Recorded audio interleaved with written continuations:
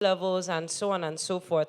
And I really want us to listen. I'm just going to give you a few things wellness wise, and it will also cover nutrition because in practice, 1 in 5 women currently have hormonal imbalances. 1 in 5 women currently have hormonal imbalances. 1 in 7 Black women will be diagnosed with fibroids in their lifetime. And what I'm seeing the most is one, PCOS. There's a huge rise in PCOS, and not just PCOS, but insulin resistant PCOS, right?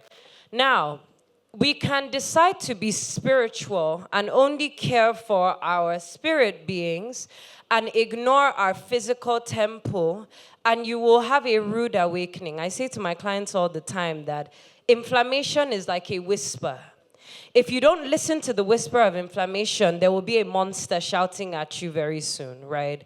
So there are a lot of things that we deal with that were whispering to us at some point, right? If you've developed type 2 diabetes, you had a whisper. When you're eating a lot of sugar, there's some fuzziness in your brain, and your brain is going zzz, and you're like, is it a migraine? Is it a headache? No, your blood sugar is spiking, right?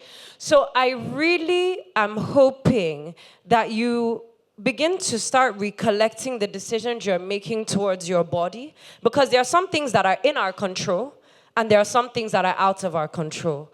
But the things that you are in your control is the fact that your body is a temple. And your body being a temple does not just mean that you shouldn't do sexual things and keep your body away from sexual immorality. Fantastic. Your body being a temple means that you care for it. You treat it like something that is supposed to help you to equip everything you're on earth to do. Now, what does that look like? I want to ask you a question, a show of hands. Is your current lifestyle / diet supporting everything that God has called you to do on the face of the earth? Is it? Not always. Is your current lifestyle or diet supporting, okay, I'll give you an example. Let's say God has called you to the mission fields in Mexico, right? And in that village, there are no cars. You have to be walking everywhere. You're either walking or you're running. You choose your struggle, right? Or maybe you find a horse and you ride on it. But these are your two options, right? Now, are you equipped physically to be able to constantly be on your feet and not experience exhaustion in the first 10 minutes? No. So the vast majority of the people answering back to me are saying no. And that is a problem. Think about the disciples. Jesus was walking hours, and when you see something that says he went to Samaria, then he went to this place, everyone thinks that, he teleported there. He was walking. There wasn't a car that was equipping him for his calling on the face of the earth. The body that God gave him was his instrument of movement. So, sometimes we hear things and we're already like, oh my God, I feel so ashamed. God has not given you shame. Don't be ashamed. Let's actually think about practically, what can I begin to do to get myself out of this rut I might be in? There are some of you who are struggling to pray, not because you don't want to pray, but because you're not sleeping well enough to sustain intimacy with God. There are some of you, you're low in vitamin B, you're low in iron, you're low in vitamin D, and you expect that you can keep watch at 3 a.m. How are you going to do it? Then you go to bed, let's say you have all those deficiencies, which a lot of women do. Majority of women are vitamin D deficient, right?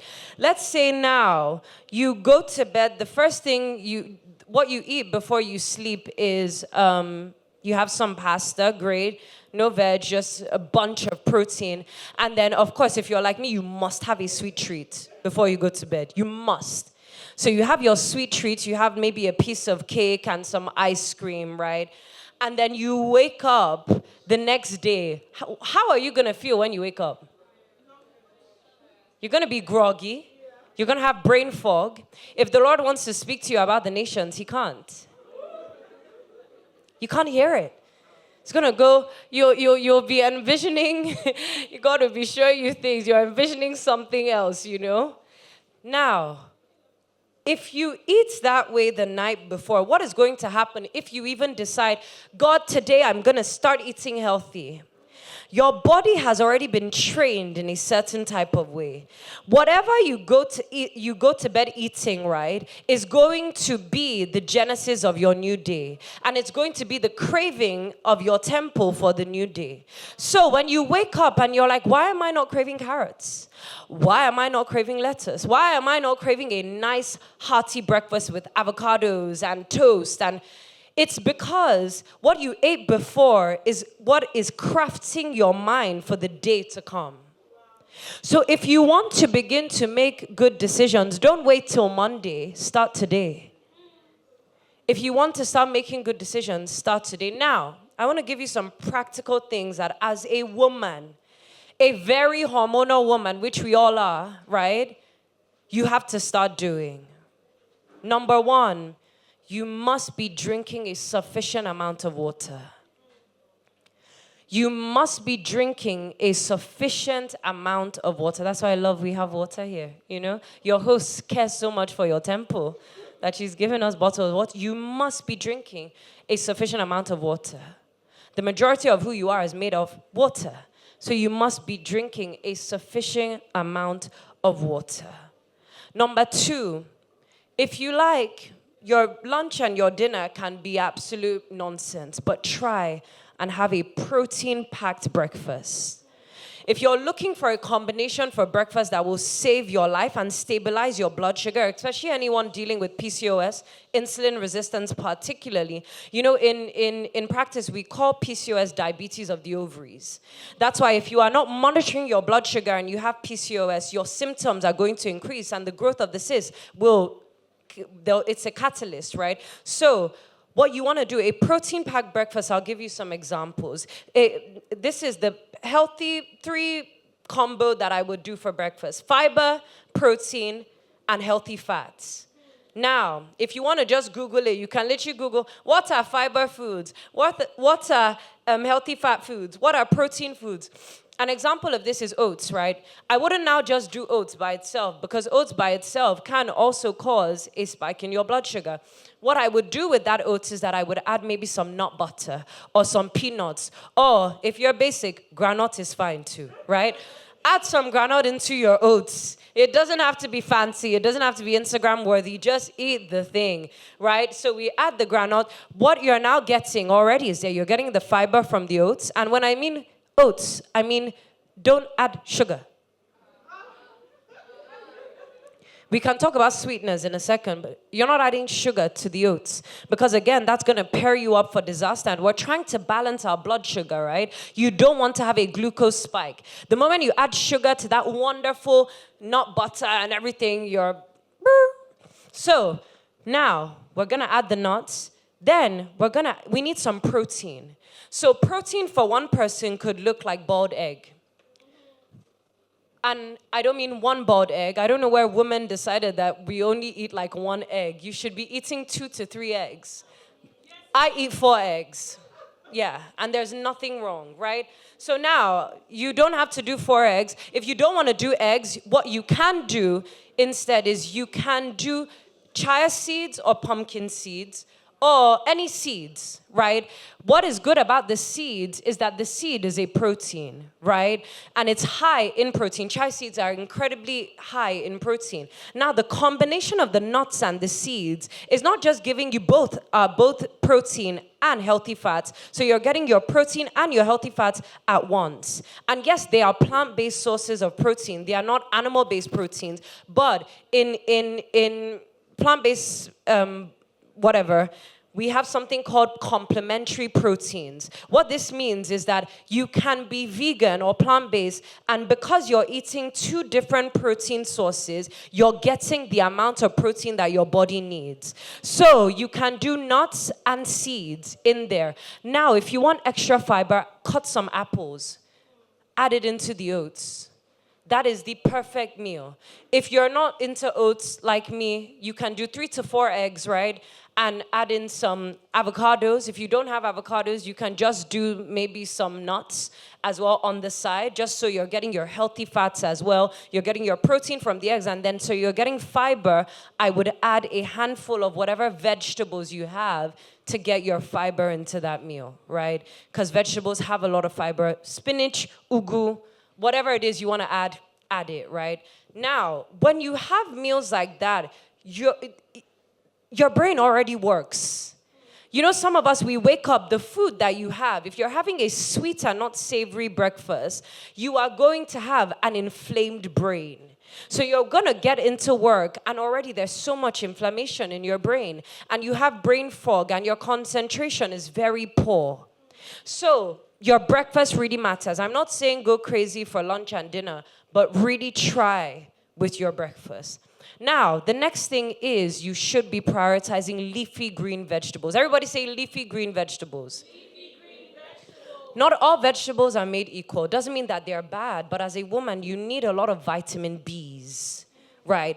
And the darker and the greener the vegetable, the more vitamin Bs you're going to get. So just use that as a point of call, right? Darker vegetables are great and will give me a good amount of vitamin Bs. Now, another thing that you can remember is no naked carbs. Everybody say no naked carbs. No naked carbs. So what does a naked carb look like? Just eating French fries. That's a naked carb. That it's bare, right? How do you clothe those French fries? So if I was going to McDonald's, right, what I would do, I would get to McDonald's, I would get my fries, and then I say, hey, can I get a side salad, right? And this is your worst case scenario. Give me a side salad. They give you a salad. You eat that salad first. Then you eat your fries. So what that salad is doing is it's clothing the fries that you're consuming, again, which will help to stabilize your blood sugar. So if all of us eating rice and stew, just eat rice and stew and then you go, that is a naked carb. Try and clothe that carb with some vegetables. What you're looking at is, see, I keep saying ugu. I buy ugu 1,000 naira. That will last me a whole week. And I will eat it almost every day in that week. We can do better. When people give the excuse of, no, you know, healthy food is just so expensive. Do you know how much fast food is now? That shawarma you're buying for 5K, if you use 5K in the market, even in this economy, you will buy ugu, you will buy plantain, you will even buy at least a few onions. You will. I go to the market, you can't tell me that these things are not true.